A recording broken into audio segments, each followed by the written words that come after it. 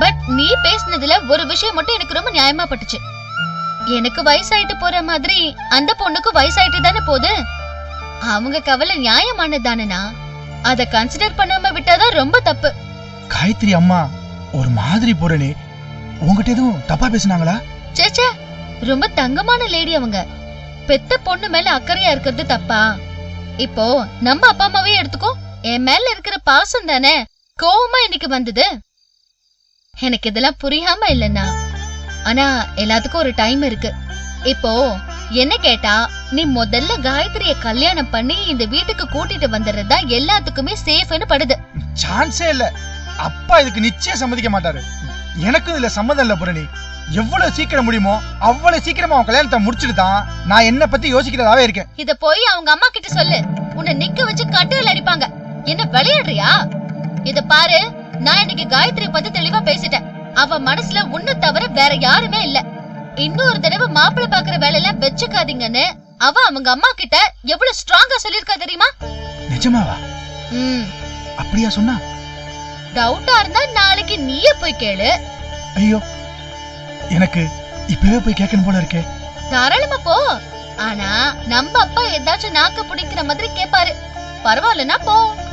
என்ன புரணி இப்படி சொல்ற? அண்ணா கவலைப்படாதண்ணா.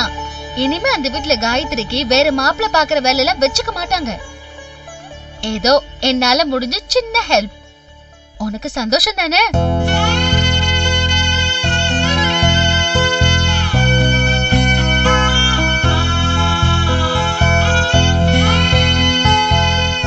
உனக்கு நான் செய்யணும், அதுக்கு துப்பு இல்லாம. சச்சே, என்னன்னா ஏன் சின்ன குழந்தை மாதிரி அழற? வா சாப்பிட போலாம். அம்மா ரொம்ப நேரமா ஏலம் போட்டுக்கிட்டு இருக்காங்க. வா சாப்பிட. வாண்ணா.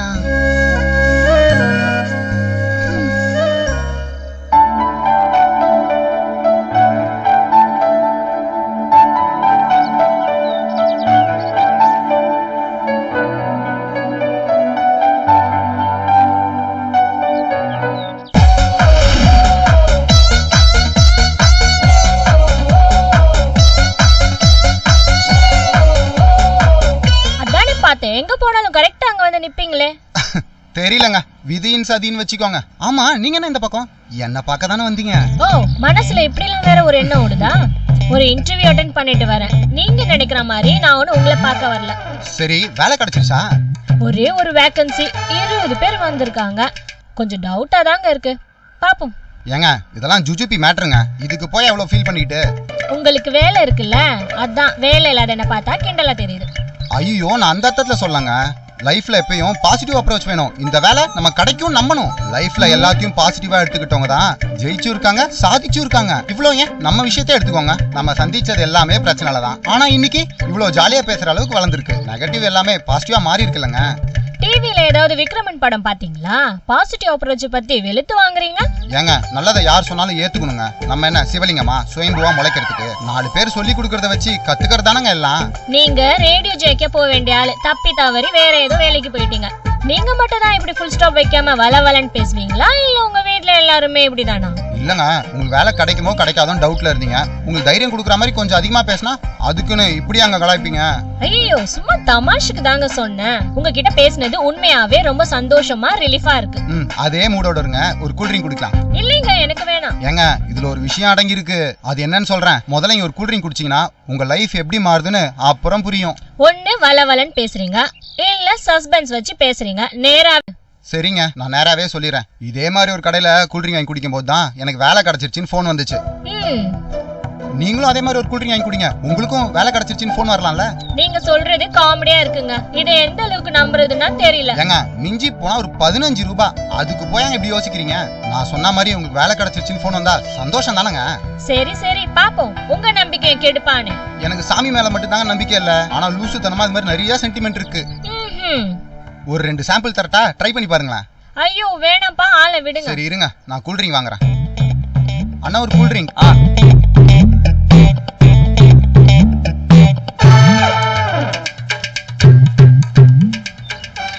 காசை நீங்க தாங்க கொடுக்கணும்.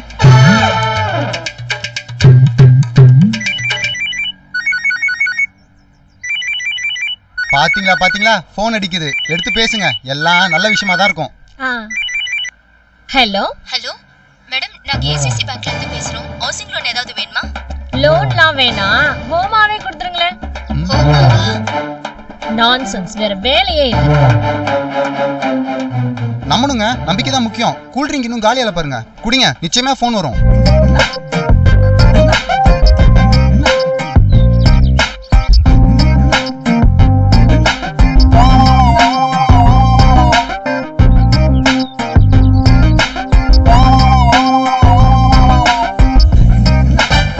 ஏங்க குடிங்க, இன்னும் காலியாலங்க. நம்பிக்கை தாங்க முக்கியம், நிச்சயமா போன் வரும். குடிங்க குடிங்க.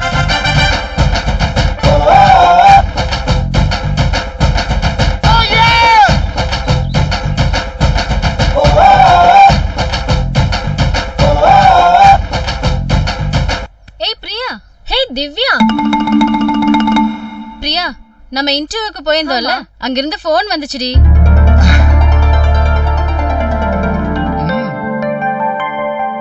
எனக்கு வேலை கிடைச்சிருச்சுடி.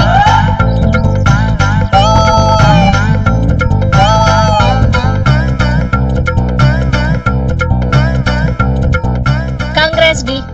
சரிடி, டைம் ஆயிடுச்சு. ஈவினிங் டைம் இருந்தா உன்னை மீட் பண்றேன். நான் போய் எல்லாருக்கும் சாக்லேட் கொடுக்கணும். ஓகே, பை டி. பை. ஓகே. எல்லாருக்கும் சாக்லேட், எனக்கு மட்டும் ஹல்வா. அட விடுங்க, இந்த வேலை இல்லைனா இன்னொரு வேலை. நாட்டுல வேலைக்கா பஞ்சம்? கையில ரெஸ்யூம் வச்சிருக்கீங்கல்ல, கொடுங்க. உங்களுக்கு வேலை வாங்கி தர வேண்டியது என்னோட பொறுப்பு. ரெஸ்யூம் இருக்கு, ஆனா உங்ககிட்ட கொடுக்கறதா கொஞ்சம் பயமா இருக்கு. அந்த ஆண்டவன் நம்புறீங்களா, அது மாதிரி தான் என்ன நம்பி உங்க ரெஸ்யூம் என்கிட்ட கொடுத்துட்டு போங்க. அந்த ஐயப்பன் புலிப்பால் கொண்டு வந்த மாதிரி இந்த ஐயப்பன் உங்க வேலையோட வருவான். கொடுங்க. இந்தப்பா, ஆளை விடுங்க. இந்தாங்க இந்தாங்க உங்க 15 ரூபாய். பை த வே, இந்த கூல் ட்ரிங்க் ஜோசியத்தை வேற யார்கிட்டயும் ட்ரை பண்ணிடாதீங்க. 15 ரூபாய் தண்ட செலவு. நான் வரேன். சிங்கப்படுத்திட்டு போறாளே.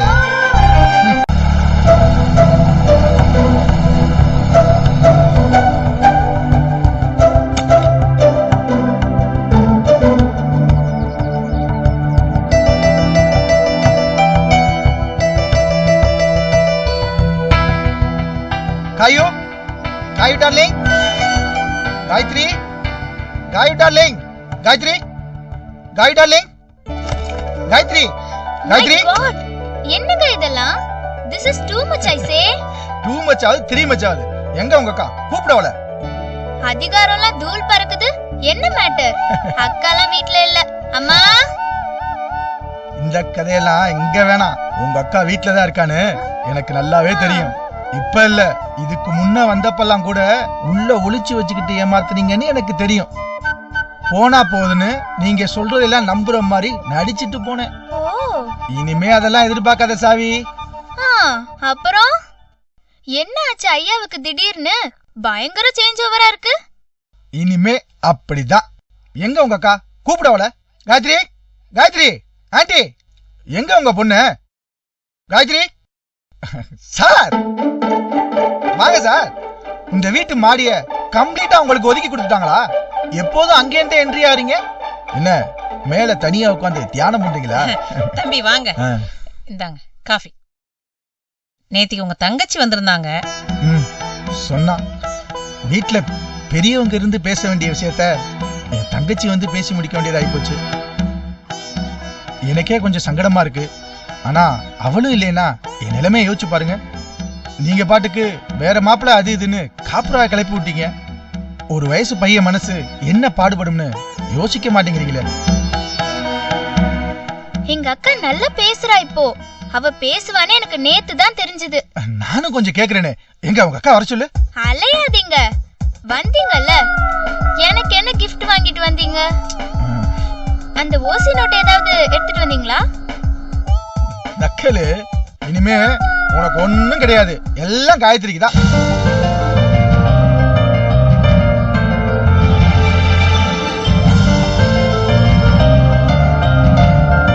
இந்தா gift. ஹை, என்ன gift? அத நாளைக்கு உங்க அக்காட்ட கேட்டுக்க. முதல்ல அவளை வெளியே வர சொல்லு. நாங்க இப்ப வெளில போறோம். வெளியே வா? இது என்னமா புது பழக்கமா இருக்கு? இனிமே எல்லாம் அப்படிதான். எப்போ உங்க அக்கா நான் தான் அவ புருஷன்னு உங்க அம்மா எதிரிலே ஓப்பனா சொல்லிட்டான்னு தெரிஞ்சதோ இனிமே நான் யாருக்கும் பயப்படுறதா இல்ல. எங்க அம்மாவுக்கு கூடவா?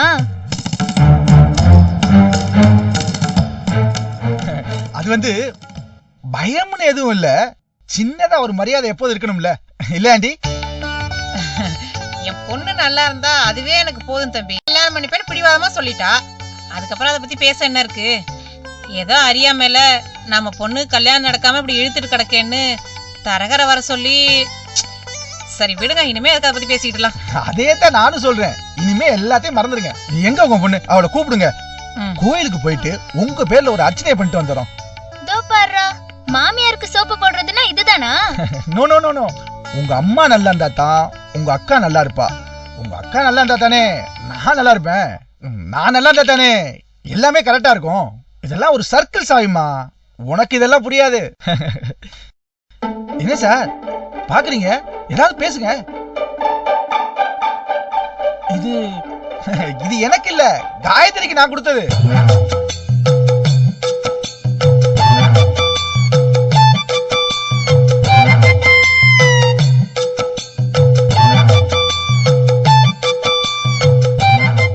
என்ன எல்லாரும் ஒரு மாதிரியா பாக்குறீங்க? பிரிச்சு பாருங்க சார், நீங்க அனுப்புனதுதான்.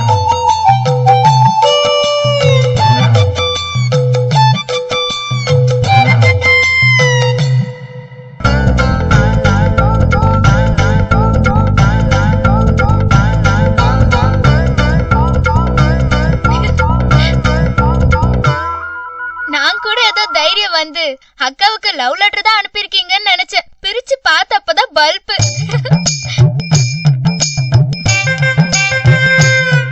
அது அது வந்து அனுப்புனதான் அனுப்புறீங்க, ஒரு கல்யாணான சாமி போட்டோ அனுப்ப கூடாது? இதுல கூட பிரம்மச்சாரி போட்டோ தானா?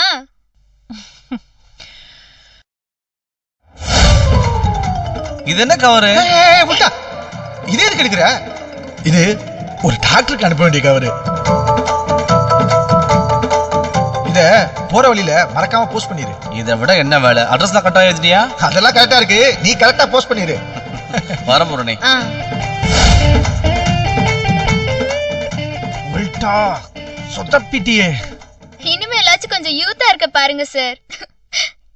கிளம்புங்க, டைம் ஆச்சு. உங்க அக்கா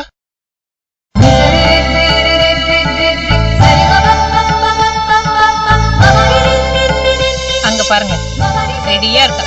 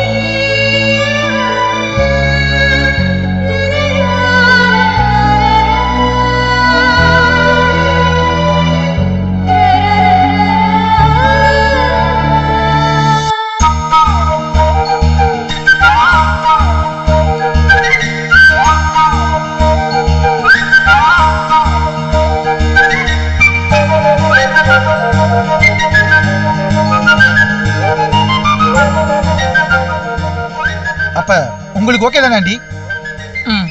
சாவி குட்டிக்கு சார். ஆண்டி அப்ப நாங்க கிளம்புறோம். காயத்ரி போலாமா?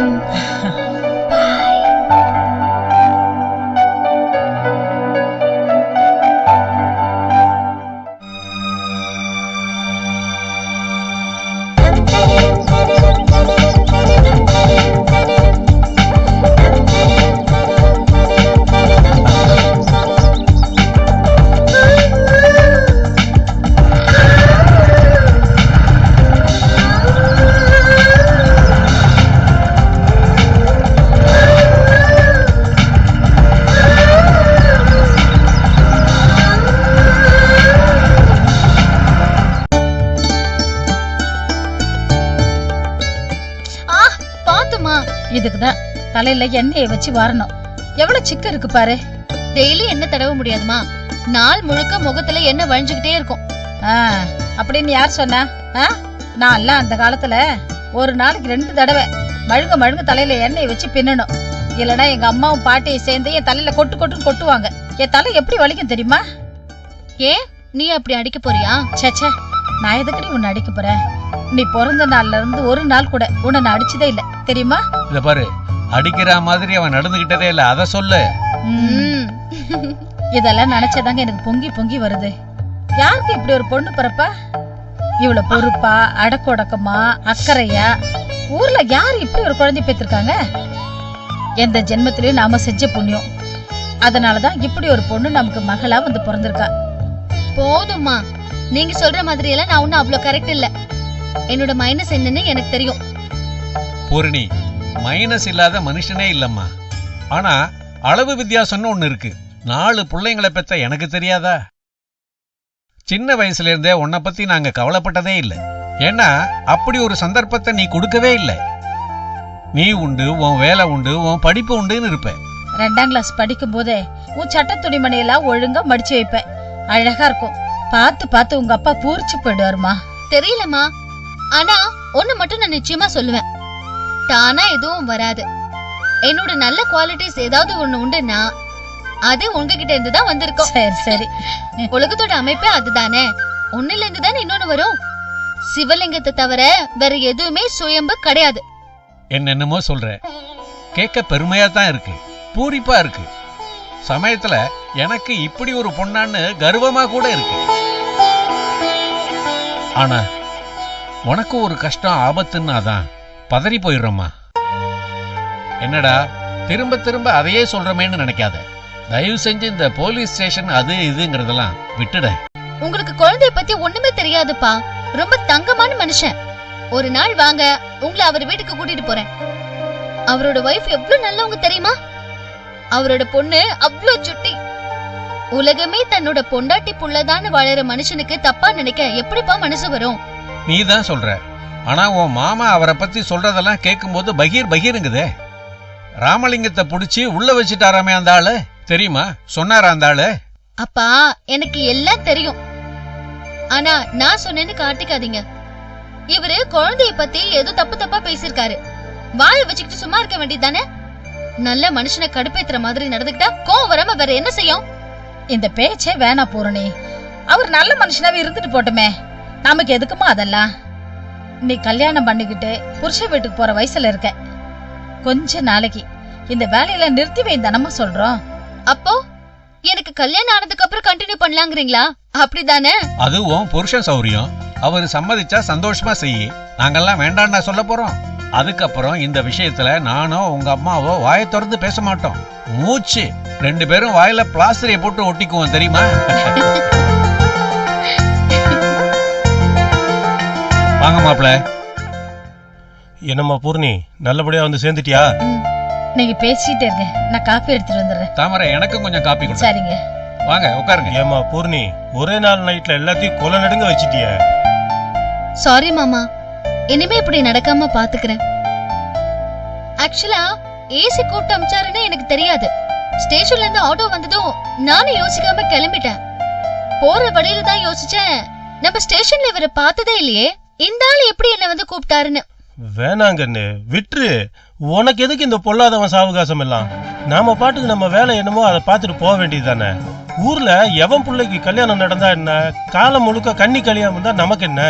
இப்போ உனக்கு பொழுது போகலன்னு வச்சுக்கோ, உங்க அப்பா அம்மாவை கூப்பிட்டு உட்கார வச்சு நாக்க பிடிக்கிற மாதிரி நறுக்குன்னு 4 கேள்வி கேளுங்கிறேன். இத்தனை வருஷமா மாப்பிள்ள பாத்துக்கிட்டு இருக்கீங்க, ஒருத்தனை கூட புடிச்சு போட துப்பு இல்லையான்னு கேளு. என்னடா மாமங்காரன் இப்படி பேசுறானேன்னு தப்பா நினைச்சுக்காத. கொஞ்சத்துக்கு மட்டும் இல்லம்மா, கோச்சிக்கிறதுக்கும் தான் உரிமை. எனக்கு என்னமோ நீ இது வரைக்கும் வாயை திறந்து ஒன்னும் கேட்காதனாலதான் இவங்க 2 பேரும் அலட்சியமா இருக்காங்களோன்னு தோணுது. ஐயோ, சத்தியமா அப்படிலாம் இல்லைங்க. நாங்களும் எவ்வளவு இடத்துல வரேன்னு பாத்துட்டு தான் இருக்கோம். ஆனா அமைஞ்ச பாட்டு தெரியல. ஏன் அமைய மாட்டேங்குதுன்னு புரிய மாட்டேங்குது. அட நீங்க வேற, நான் ஏதோ விளையாட்டா வாயை கிண்டிட்டு இருக்கிறேன், அத போய் பெருசா எடுத்துக்கிட்டு விடுங்க. ஆமா, பசங்க வேலைக்கு போயிட்டாங்களா? அவங்களாம் அப்பயே போயிட்டாங்க. ஓ, இன்னைக்கு மெஸ்ஸுக்கு லீவு, அதனாலதான் இந்த அம்மா வீட்டுல இருக்காங்க. இல்லன்னா எங்க வீட்டுல இருக்க போறாங்க. என்னம்மா பூர்ணி, மெஸ் இல்லைன்னா அப்பா அம்மாவை கூட்டிட்டு எங்கன்னா வெளியில போக வேண்டியதானே? இப்படி எப்பவுமே வீட்டுல அடைஞ்சு கிடந்தா என்ன அர்த்தம்? வெளியில எங்க போறது? அப்படியெல்லாம் போய் பழக்கம் இல்லல்ல. வீடு விட்டா கோயில், கோயில் விட்டா வீடு, வேற எங்க வருவாங்க சொல்லுங்க? கோயில் தானே, போயிட்டு போறது என்ன கெட்டு போச்சு? அப்பா அம்மா கூட அப்பப்போ இந்த மாதிரி கோயில் குளத்துக்குள்ள போயிட்டு வரணும் பூர்ணி. இல்லைன்னா நீ வேற அப்பா அம்மா வேறன்னு பாக்குறவங்கள நினைக்க தோணும்ல, அது தப்புமா. இப்போ என்னையே எடுத்துக்க, வாரத்துல ஒரு தடவை குடும்பத்தோட வெளியில கிளம்பிடுவேன். சினிமாவுக்கு போவேன், இல்லைன்னா பீச்சுக்கு போவேன், கோயிலுக்கு போவேன். ஆனா எந்த வேலையும் இல்லைன்னு வச்சுக்கோ, சரக்கு வாங்க பிராட்வேக்கு போகும்போது உங்க அத்தையும் கூட கூட்டிட்டு போயிடுவேன். அப்பதான் 4 பேர் பார்த்து மரியாதை கொடுத்து பேசுவாமா. எப்படி இருக்கிறீங்க, நல்லா இருக்கீங்களா, வீட்டுல பொண்ணு சௌக்கியமா, கல்யாணம் எப்போ என்னன்னு 4 வார்த்தை பேசுவான். வரன் இருந்தா அப்படியே பேச்சு வாக்குல வந்து விழுவும்ல.